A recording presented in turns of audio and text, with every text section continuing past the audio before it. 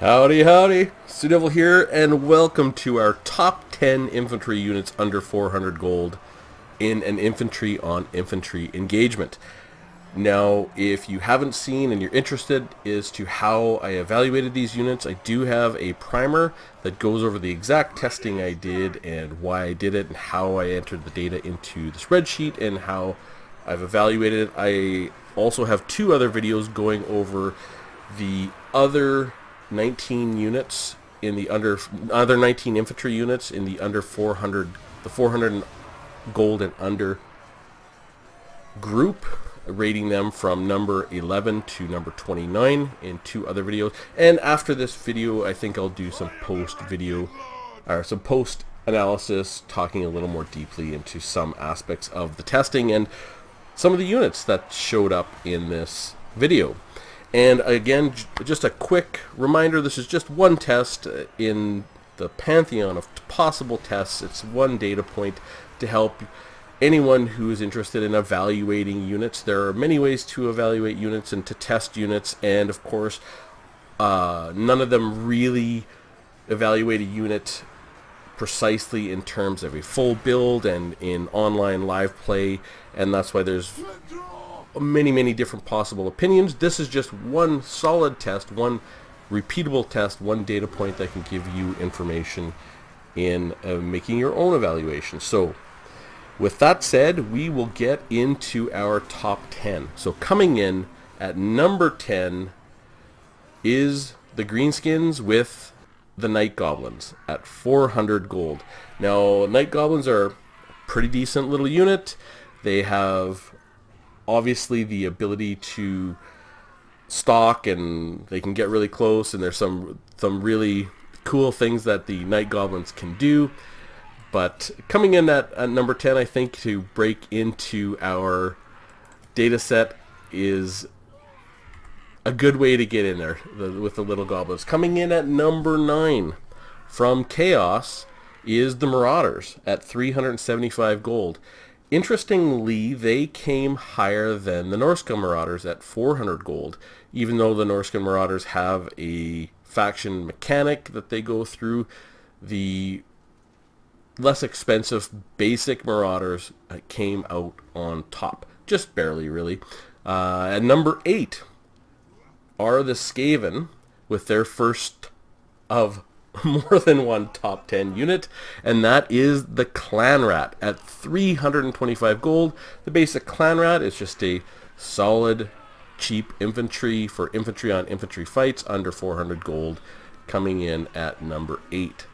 Coming in at number 7 is the second entry from the Greenskins, and that is the lowly, simple Goblin at 300 gold. Anyone who watches my dwarf-themed channel knows that I really hate all goblins of all kinds, but I think I like that these guys have shown up at number 7, and anyone who watches multiplayer will know that goblin-themed armies are fun, they're interesting, and they're viable. And I've seen lots of very interesting online sort of meme builds that weren't so memey. They were actually quite effective, especially with the new WoW mechanic and the capability of buffing these guys up.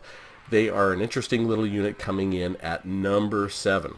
Coming in at number 6, I think a unit no one will be surprised about if they've played the game for any amount of time, and that is Empire with the Swordsman at 400 gold.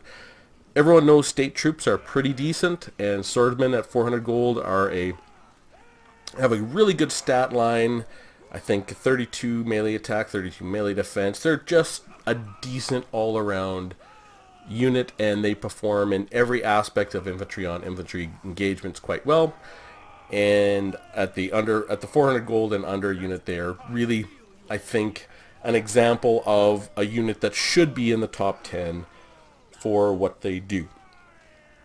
Coming in at number 5 is the second entry from the Skaven, and that is the Skaven Slave Spears at 150 gold. Now, generally, spears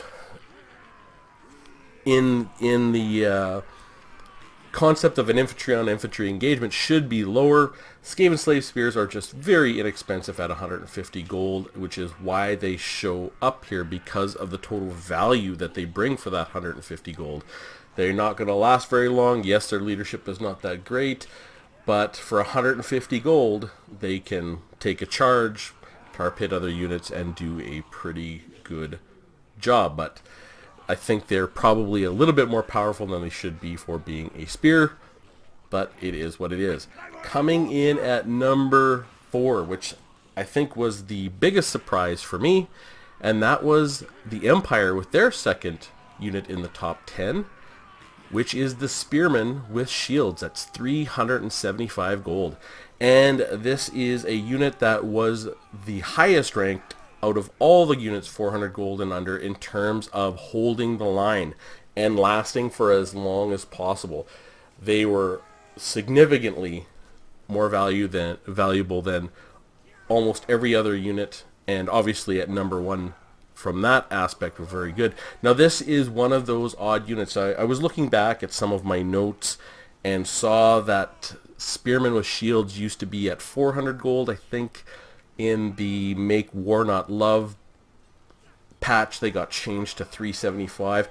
You know, I really think honestly it's not right for Spearmen with shields to be up this high, because why would you get a swordsman if the spearman is just cheaper and is going to perform better at a sort of a holding engagement, and they have shields and they have the anti-large trait? It's just sort of one of those things, I think, and really I think they are overperforming by a lot, and I was surprised to see them up here. I guess kind of surprised. I knew a lot of the Empire low tier troops are pretty decent, and you do see spearmen with shields as a very common pick for the Empire. Not that the Empire infantry all in all is outstanding, but that is what we saw. Now on to the top 3. Coming in at number 3 is Bretonnia with the lowly simple men-at-arms at 250 gold. Surprisingly, the men-at-arms pull quite a bit of value, and this is something we saw when I did a bunch of testing on the dwarf miners, where the men-at-arms just mopped them up. You know, a unit of Bretonian infantry unit at 250 gold is mopping up miners at 325 gold quite handily. They are really quite a valuable little unit, and I think it is quite reasonable. They have no faction multipliers, they have no extra abilities, no extra anything. They are just a simple, straightforward, cheap unit at 250 gold, and they perform quite well for their purpose, and they are worth every bit of that 250 gold. They are well valued and pretty good. Coming in at number 2, and the only unit that pulled positive value against our dwarf warriors. This whole test, all 20 units, the only unit that pulled positive value against our dwarf warriors. At number 2 is Bretonnia again with the peasant mob at 100 gold.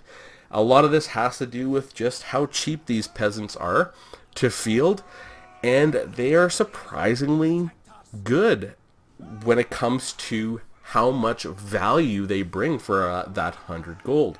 And if you really think about it, even if the peasant mob can save, well, really all they have to do is save any other unit on the entire Bretonian roster, with the exception of another peasant mob from one cavalry charge, and they've paid for their themselves. I have seen actually some high-level play where you'll see high-level players playing Bretonnia will bring 4 peasant mobs and sort of tar pit them. Will send one out front to take early shots from, you know, cannons or bowmen or whatever it is, and they're actually a surprisingly valuable unit.